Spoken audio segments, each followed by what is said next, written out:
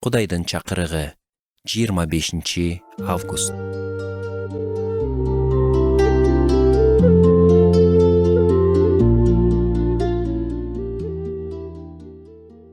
Эгерде сиз мен сыяктуу болсоңуз, анда баары кайсы өзгөрүүлөр жөнүндө болуп жатканына жараша дейсиз.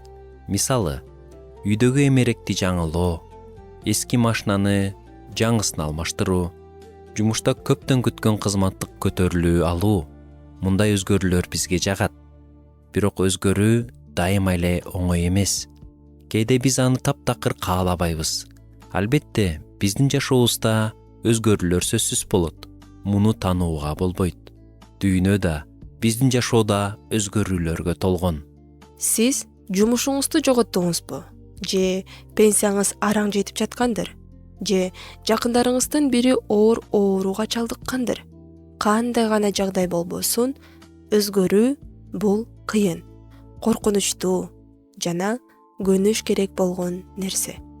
Ал белгилүү, туруктуу абалдан белгисиз жана туруксуз абалга өтүүнү билдирет. Эмне кылышыбыз керек? Биз өзгөрүлбөгөн теңирге, Ыйсага бекем жабышышыбыз керек. Еврейлерге жазылган катта мындай деп айтылат: Иса Машаяк кече да, бүгүн да, түбөлүккө да ошол эле. Машаяктын эң керемет сапаттарынын бири анын өзгөрбөстүгү. Биз анын бүгүн кандай болорун божомолдошубуздун кереги жок. Сиз эмне кылбаңыз, ал дайыма ырайымга толо. Кандай жолдордон өтпөңүз, ал дайыма жаныңызда. Кандай жагдай болбосун, ал өз ишин улантат. Кандай кырдаалга туш болбоңуз, ал сизге дайыма жакшы көз карашта. Жердеги коопсуздугуңуз коркунучка туш болсо да, асмандагы коопсуздугуңуз бекем. Биз бул нерсеге үмүт менен кармана алабыз. Анткени Ыйса дайыма жеңүүчү. Ал өзгөрбөйт. Жакшы өзгөрүүлөр да болот. Мажбурланган өзгөрүүлөр да болот.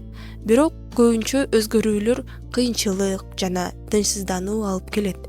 Ошого карабастан бизде үмүт жана келечекке ишеним бар. Анткени Ыйса эч качан өзгөрбөйт.